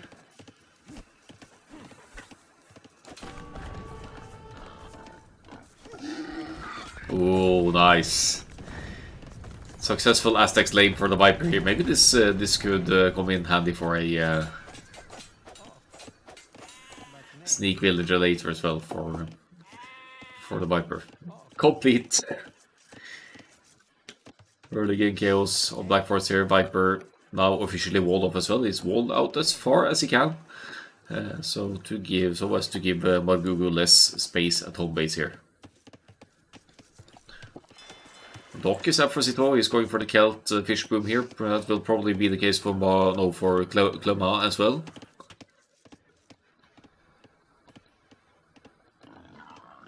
Is that 10 boars actually? No, that's 9 boars. Yeah, still huge economic boost for the France to have these boars so close to their side. 2 patches of triple boars for Norway as well. Keller going for the long lure here. Is he going with 2 actually? He might go for all 3. Just Black Forest things right there. But does he have the scout? Where's Keller's scout? He can't block this with the scout. He just needs to block that with the villager. Because this scout is all the way over here.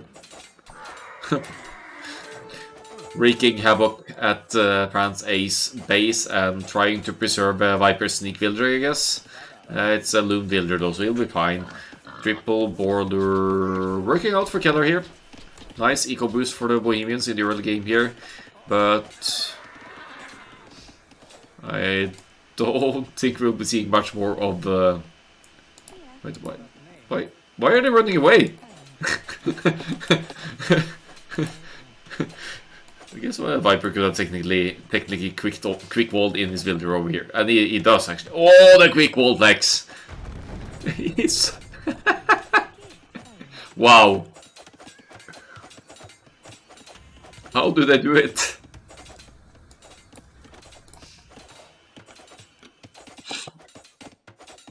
And Biel still has a scout here as well. Norway has a convincing economic lead now at this point, but that's also because France have been going up here. Barracks for Siskan here with the Saracens. He is going to make the archers. Saracens archers have bonus attack against buildings, so he could break through the palisades easily, but MBL already walling with houses behind, he knows what's coming. He could probably just stonewall this area as well to stall out the Saracens' aggression, if that's the idea here.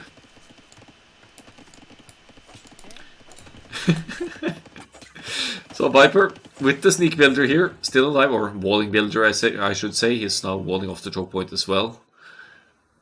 Does not have a scout. No, Norway doesn't have any scouts left at all. That's kind of funny. I guess scouts are overrated for Black Forest, but that's where we're at. And Sito just won't allow Viper to do much here. Just gonna wall off and keep the scout around just in case Viper tries to move further away. And that's a nice TC spot for later there for this sneak builder.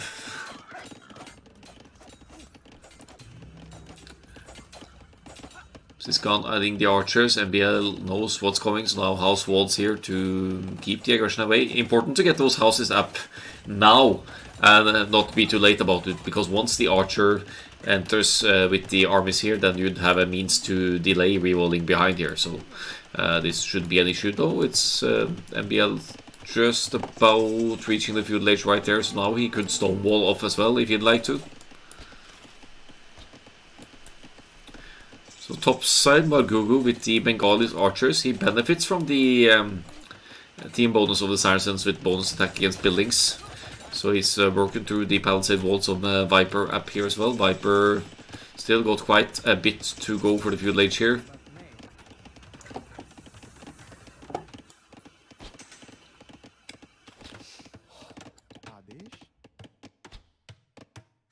Oh, and speaking of the map, by the way,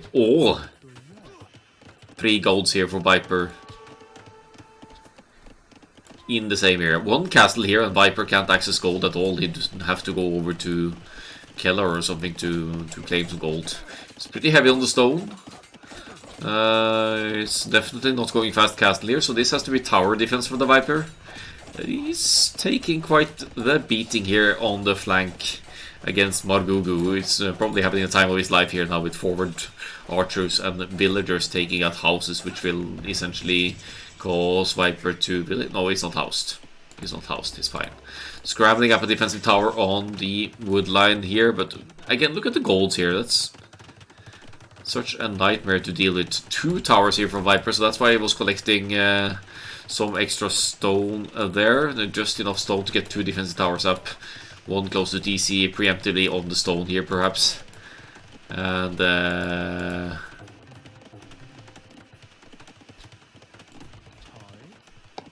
now Margugu also walls his own crossing here to prevent any counterattack from the Viper.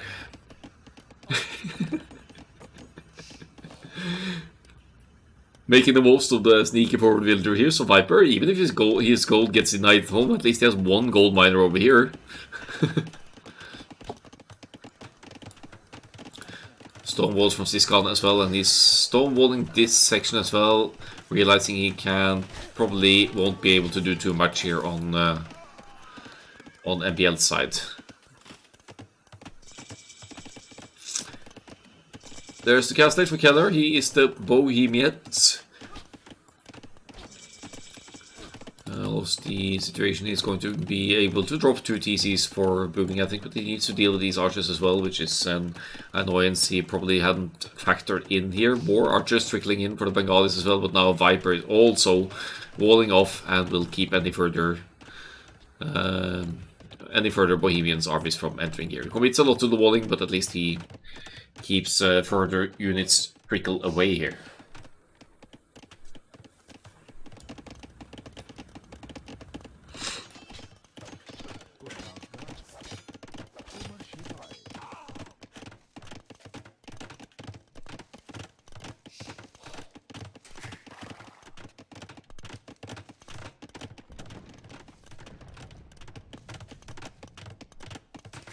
So 2 TCs for Keller here. Buddy is with 3 town centers, or 2 additional TCs, so 3 town centers for both the pockets here. That can't be said about France, where Citeaux is halfway to the Castle Age, almost, and the only player in the Castle Age is the Teutons player.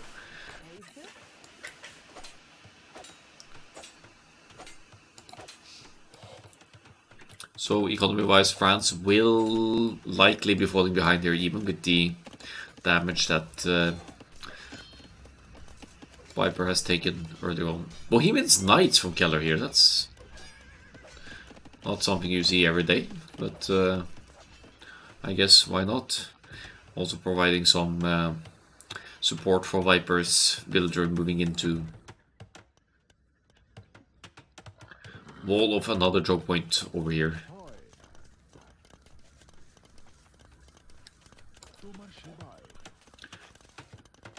These archers have been truly annoying. MBL with the small walling again, so he's going to keep those guys out. In fact, if Buddy sends a villager over here now and drops a quick gate, then the archers will be trapped inside over here as well. There's the castle age for Citeaux. Is the Celts is lost? 6 villagers this game.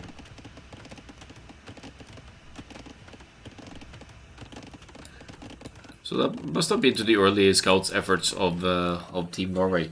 Citeaux very well aware of the sneak happening over here, and that's the end of Viper's forward sneak builder. He still has a barracks.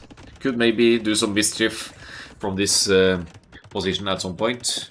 Flare in the corner. I think that's just for no, that's for the archers. I was going to thought they were going to commence trade already, but that's just to let the teammates know there's going to be markets here later on. But that was just flaring the archers that can finally be cleaned up, possibly by Keller here. But he doesn't have any upgrades on the knights. Again, Bohemian's Knights, not something you see very often. They lack basically most of the upgrades you can get. There's the castle from Bargugu as well. Being the Bengalis, he instantly gets 2 more villagers per town center. And that's the end of the archers, yeah. Full boom mode for, yeah, most of the players here now. Viper not in the castle age yet, but he's got the resources. Now he only needs the second building, and he'll be clicking up as well with the little economy as he has. It's pretty heavy on gold already, so this smells like some kind of monks or possibly fast imp play here. Yeah, 12 farms could be a fast imp monk tribes approach here from the Viper against Bargugu here, is current still only 1 town center as well.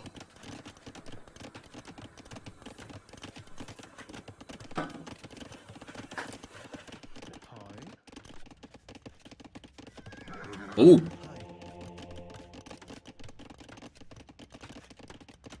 Didn't realize Bargugu snuck in builders here. 2 monsters and a siege workshop here, and keeping that sneak villager safe behind another wall over here. So yeah, he's going to be playing a monk war versus the Viper here then maybe.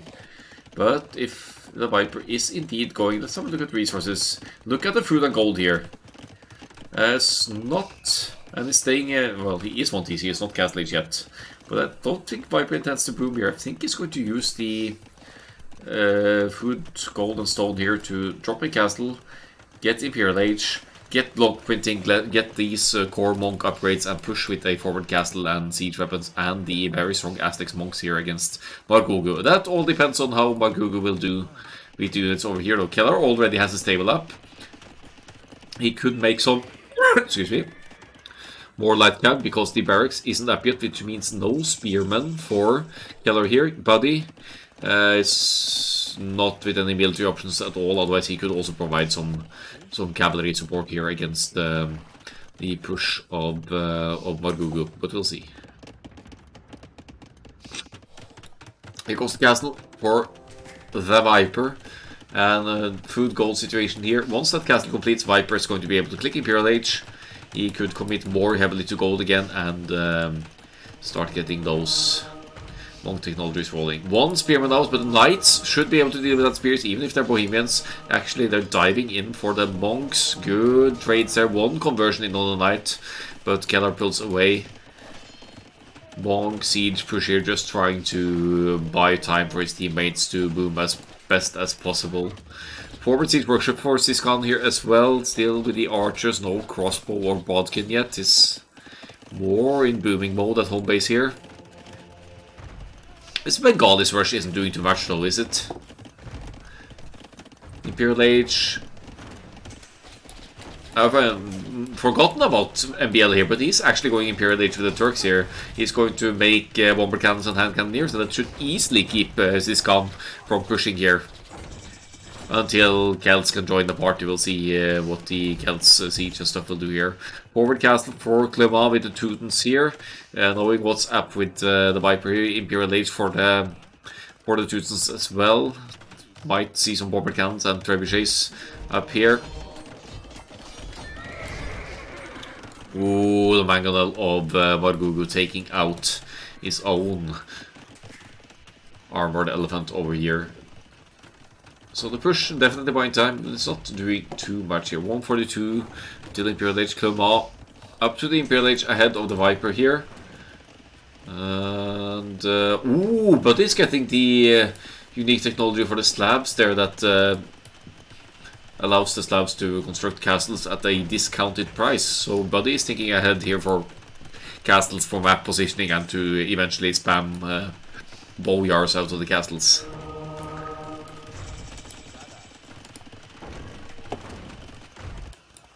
So there's Imperial Age for the Teutons. First trebuchet coming out. Viper still with 40 seconds to go as he's donating a relic to Margugu by the looks of it. Yeah, he realized.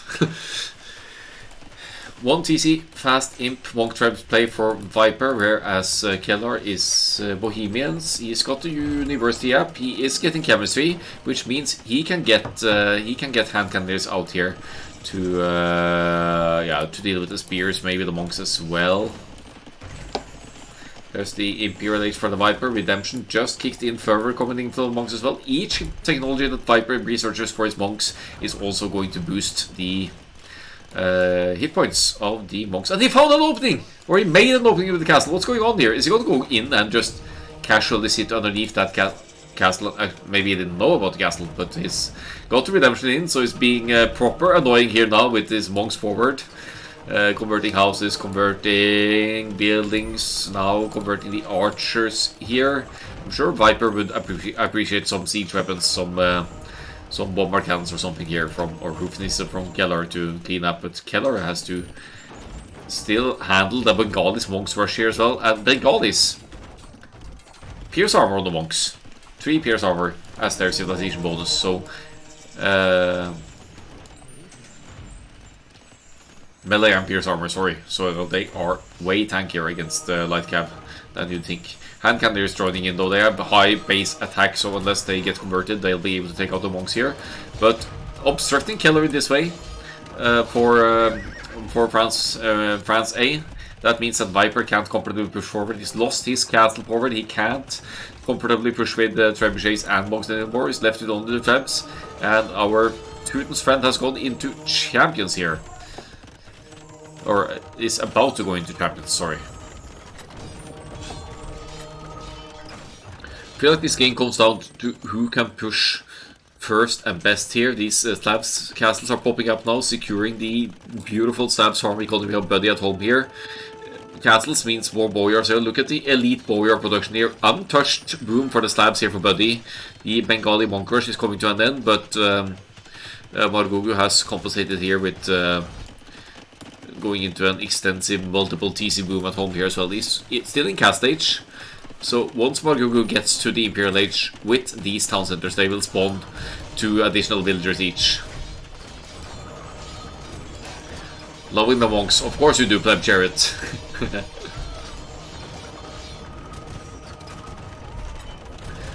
So let's see how... Okay, so if Viper and Keller can just hold this, The forward situation has been dealt with castles and whatnot here by Buddy, so that's not an issue. The Boyars is streaming in. The Imperial Age push of MBL with the hand cannoneers and bomber cannons and the Boyars here. How do you even stop that when the Boyars, elite Boyars, reach critical mass here? Yes, there are arbalests from the Saracens. Guess we might see some Celts, Halbs and Siege joining in eventually. Citeaux, admittedly, with the undisrupted boom as well, but he took an early hit to the economy. He's providing the faster moving Celts, Halberdiers, you know, quite a few of them. But Halbs aren't going to do enough here. The Bowyers are really tanky. 130 hit points, pretty decent armor, and MBL with a solid chunk of hand cannoneers here as well. He's got 3 town centers producing at home as well, so he's reaching the 100 villagers and a solid boom as well. Bombard towers popping up for MBL here. He's assuming slowly but steadily the map control here with fallback points, and that could be reinforced with more stabs castles as well.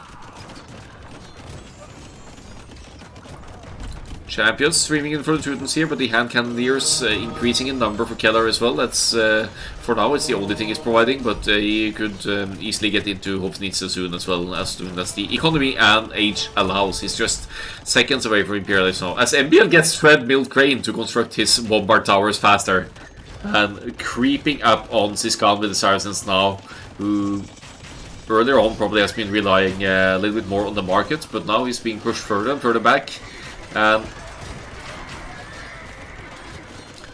There's no units currently in the field for France A to deal with these bombard towers of MBL. Just casually dropping a forward TT on the gold here as well, so MBL in it to steal the gold over here. Top side, Viper is arguably still holding here together with Keller. 80 HP Aztecs Monks now, with block printing obviously in. One of the first one you get in Imperial Age. Nearly gets a conversion there on the Teutons bombard cannons.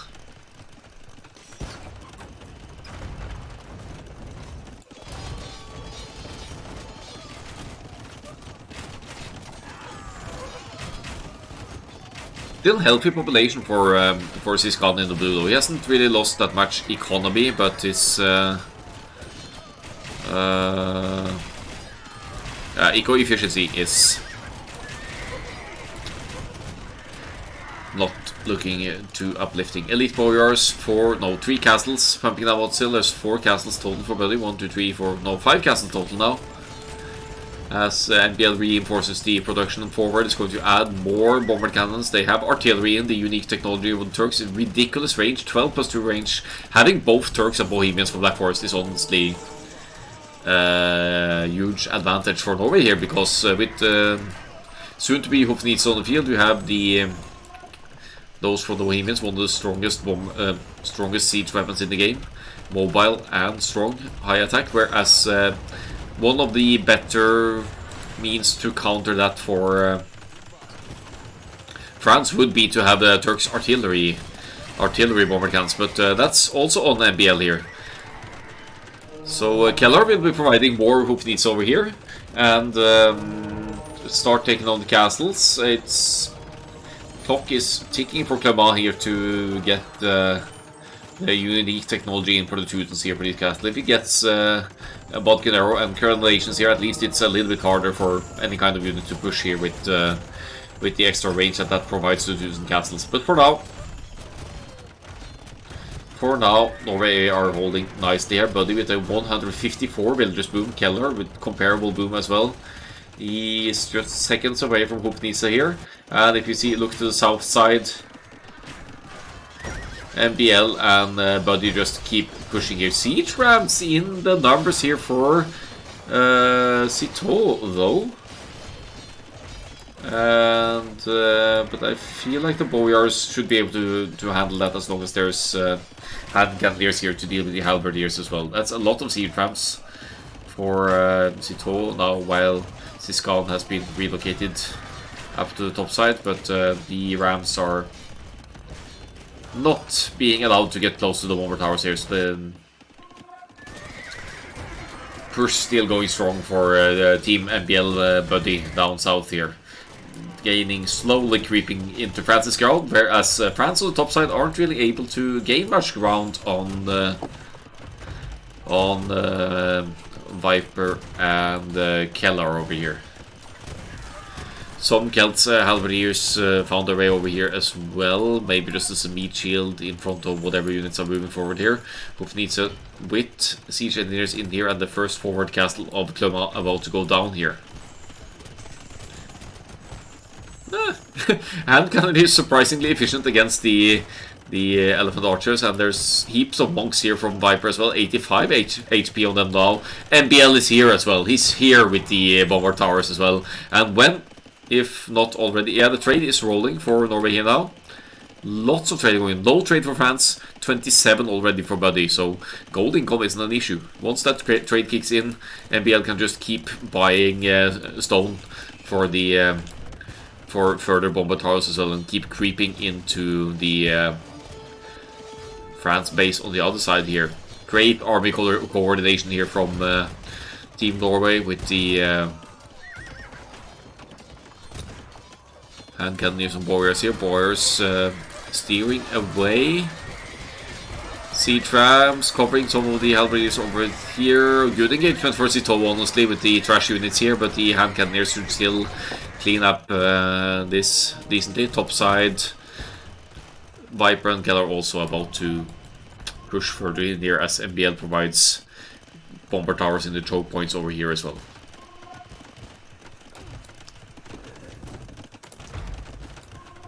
Onager is in for Viper. Here comes the Onager cut. I know they dealt with the castle that used to be here. Look at all the monks, 22 monks and counting. Viper has 25 monks total, and Aztecs has access to siege Onager as well, so that's what's Viper going to do over here.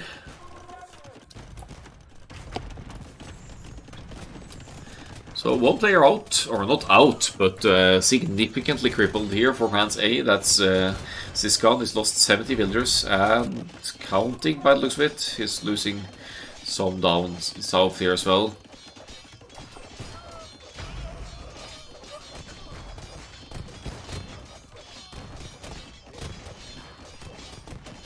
Well, +2 range on these Turks artillery cannons. Halberdiers alone obviously can't stop this push, and MBL is been harvesting more stone as well. Let's have a look at the stone gold count. He's gonna be able to place 7 or 8 more bomber towers, no problem. That's what he's been doing up north here, as siege Onager is just... Oh, I didn't realize siege engineers was a thing for the Aztecs, but it's quite evident that it is now. Keller with the bomber towers as well.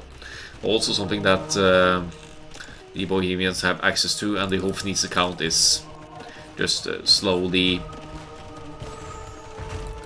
escalating here.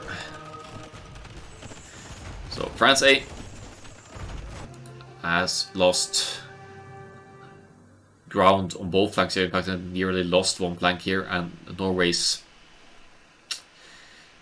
arguably favorites on Black Forest as well. Lots of seasoned Black Forest closed map players here.